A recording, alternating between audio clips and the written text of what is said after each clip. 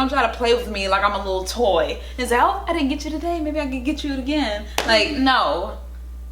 How is it going today, Loyalist Kingdom? My name's Dwayne. My name's Jazz. We're Dwayne and Jazz. Today we have for you 3 true highway horror stories. Oh, I feel like I have horror stories all the time. Yeah, I just was about to say. Like, I have those all it's the not time. really horror. I think it won't be really a horror story. It'll just be I got into a bad car accident. Yeah, whatever. People driving over here. No, you know what's a horror story? Driving in Cali. Driving in Cali. Cali, LA there traffic. For VidCon. Oh my lord. It's the worst traffic I've been in my whole life. I would be scared to teach my almost as children worse as how to New drive. York. No, actually it's not, because New York has less streets and less, like, it's congested. New York is more like Mario Kart. Right. Versus Cali, which was like Borderlands. Like, they just do whatever they want to do and just get over. Like, Yeah. I had road rage when I was out there. They have they have 6 lanes and still can't. And still can't drive. Like, what the? New York has maybe like 2. We have like 3. Yeah. So. But whatever. Anyway, guys, if you guys want your request to be heard, please follow us on all our social media in the link in the description below. Don't forget to subscribe. What's that one in?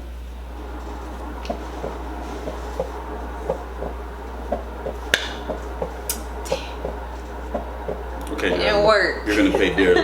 Don't do that. Thinking I had a bug or something. You just trying to stare at me. It happened on a night that I was the designated driver among my group of friends after a party. Uh-oh, drunk friends. My friends were Michael, Eddie, and Daniela. We live in the country, so anytime we wanted to go to the bars or parties, we'd have to travel long distances. That's why it's such a big deal for one of us to be sober enough to drive. We were driving down the 513, which is an unlit highway littered with the occasional house or two, but mostly forest. The road leads to town where most of the bars are. This story takes place on the way back from town. Daniela started to cry that she had to piss really bad. Oh, Lord. I told her she'd have to wait a while longer, but not gonna lie, I started to get the urge as well. That mixed with the fact that Daniela was now screaming in her drunken fit, Oh my I figured gosh. why not pull over to the side of the road and just piss somewhere in the woods. Daniela got out first and disappeared into the crops on one side. I went to the opposite side of the road and slightly into the woods just because I'm the type of person who can't have people watching me piss. I can't I do that finished either. first and got back in the car. Eddie and Michael were singing to the roaring rap music playing on the radio, while I pretty much just sat there in silence, growing impatient. My 2 drunk friends didn't seem to find anything strange about the fact that Daniela had now been gone for 5 minutes. Right. So I got back out to call her name. Michael has a much stronger voice than I, so when he screamed for her, it would be impossible for her not to hear Hey! it. But still, she didn't call back. I didn't want to go in those crops, but I kind of felt like I had to since she's my friend, and I was the most aware at that moment. I forced Michael to come with since I was afraid to go in alone. Eddie stayed in the car, he was just too far gone at this point. With a flashlight from my glove box, Michael and I pushed our way through the thick, overgrown crops, walking in the only direction we could think to go, straight away from the car. Michael was calling Danielle's name while laughing his ass off. I could understand why he was finding it funny in his condition, but I just wanted to make sure she was alright and get home. Over the sounds of her own footsteps brushing crops aside, and Michael's laughter, I heard something else in the near vicinity. I put my arm out to Michael's chest to halt him. Now, all that could be heard was the night breeze blowing through the crops. "What is it?" Michael whispered, to which I responded, "Shh." That. Michael called out Daniela's name again. Oh no, I joined somebody in, else. figuring it was just her trying to sneak up on us and scare us. And again, the footsteps stopped. So we walked a little deeper into the crops. That's when we came to a narrow clearing stretch. I don't know much about crops and farming or anything, but it seemed to be some little stretch for people to walk through. That's scary. It was probably the width of 2 people, just enough to walk through. I looked to my left, as far down as the light would let me see, and then to the right. I could hear 3 footsteps, and then a couple crops pushed outward into the opening, as somebody stepped into view. At first my light was only revealing their legs, so by default, under the circumstances, I assumed it was Michael. However, the light revealed it to be not Michael, but instead some random man who I'd never seen before. You better run. His facial features weren't clear enough to give a good description, but he didn't look friendly. I ran for it back in the only direction I remembered coming from. I guess I ran so fast that it only took me about 10 seconds to make it back to the car. Eddie was passed out in the car at this point, so I didn't bother trying to get help from him. I was honking the horn to get Michael's and hopefully Daniela's attention. The sight of that man just disturbed me. I didn't know if he owned this land or not. I continued to lay on the horn until finally, Michael came out of the crops dragging Daniela, who seemed to be out cold. I got out to help him lift her back inside of the car and plop her on the seat. Michael pointed out the gash on her forehead, as if she had been struck with a heavy, sharp object. Oh. Michael seemed to be sobering up pretty quickly due to the situation. He advised I drive to the nearest hospital, which was 10 minutes away. The drive there was not fun. It was full of panic and yelling. We brought Daniela in to have her wound treated as soon as possible. It was only then that Michael explained to the nurses, not me, that he saw some guy dragging her collapsed, unconscious body before fleeing deeper into the crops after noticing him. He never mentioned that in the car, but it made perfect sense now.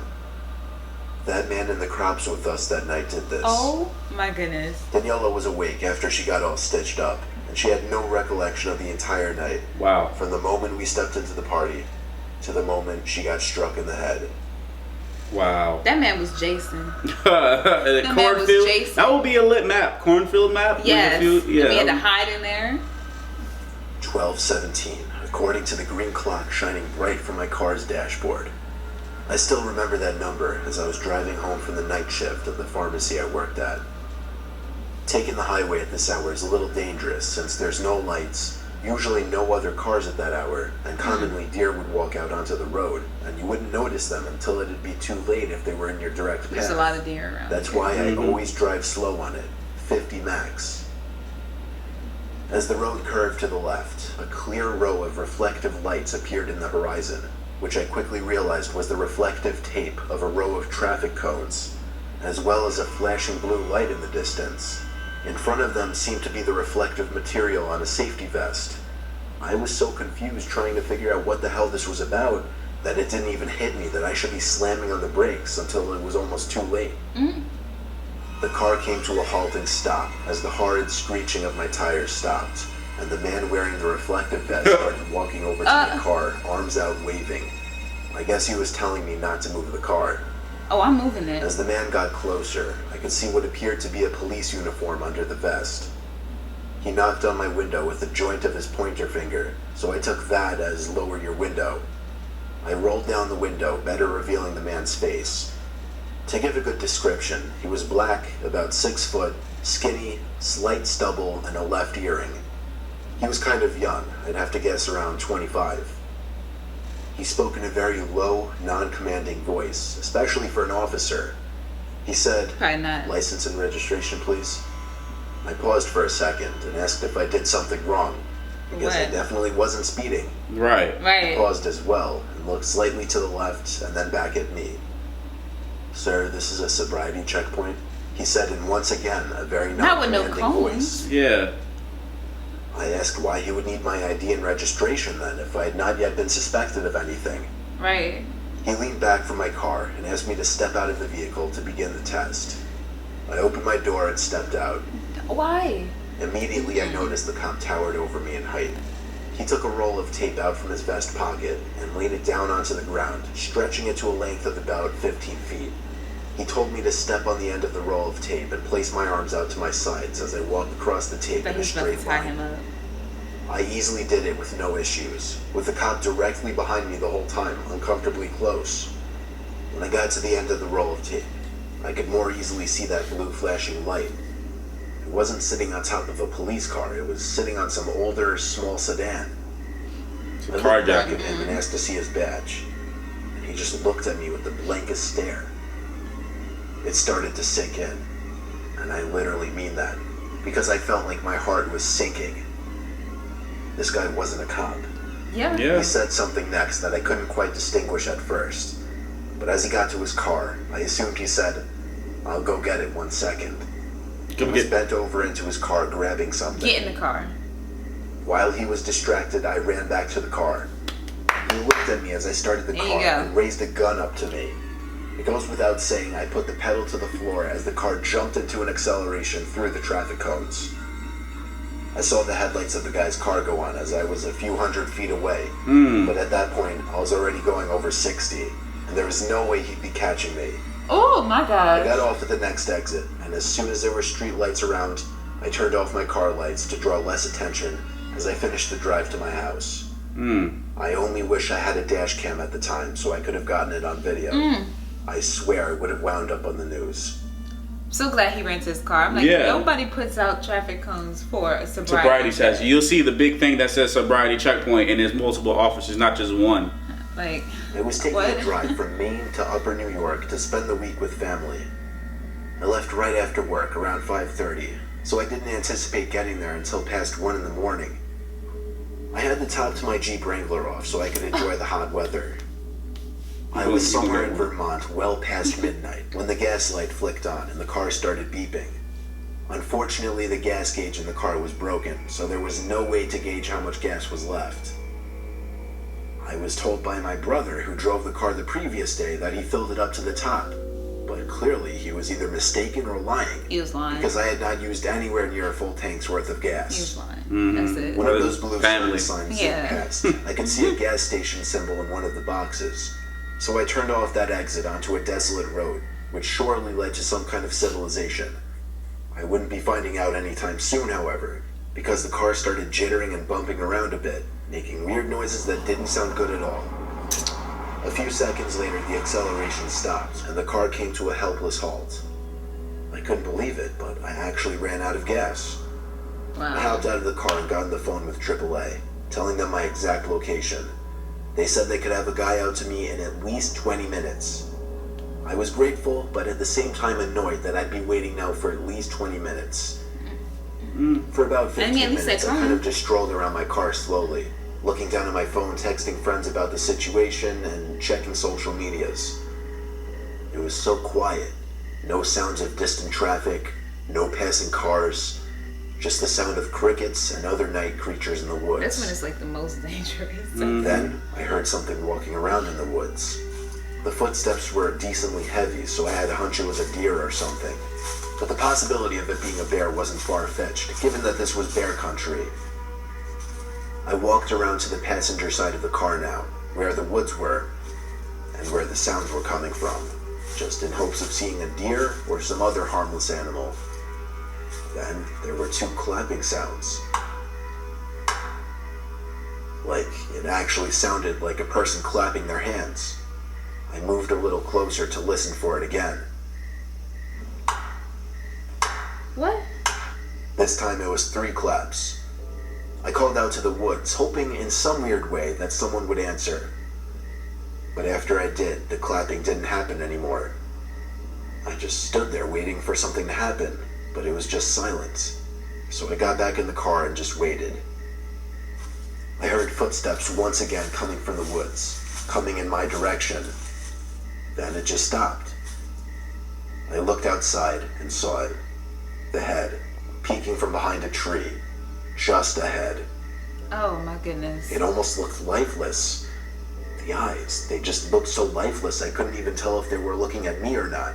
I was so focused on these details, I didn't even think to scream at the horror of what I was witnessing.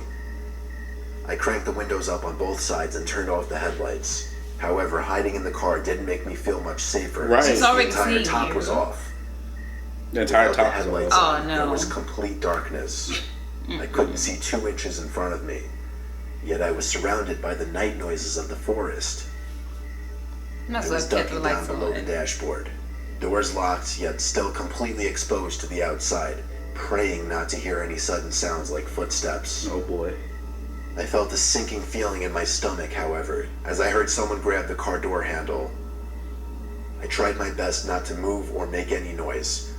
I was waiting for someone to start pounding at the glass, or at the very least, reach around the opening behind the front door to just unlock it. I was so exposed, it wasn't even funny. And then, I felt a hand aggressively grab onto my back. I simply lost it and screamed at the top of my lungs. I would have started fighting. but suddenly the hand released its grip on my shirt as light began to fill the area, and the sound of a truck engine pulling up the road was music to my ears.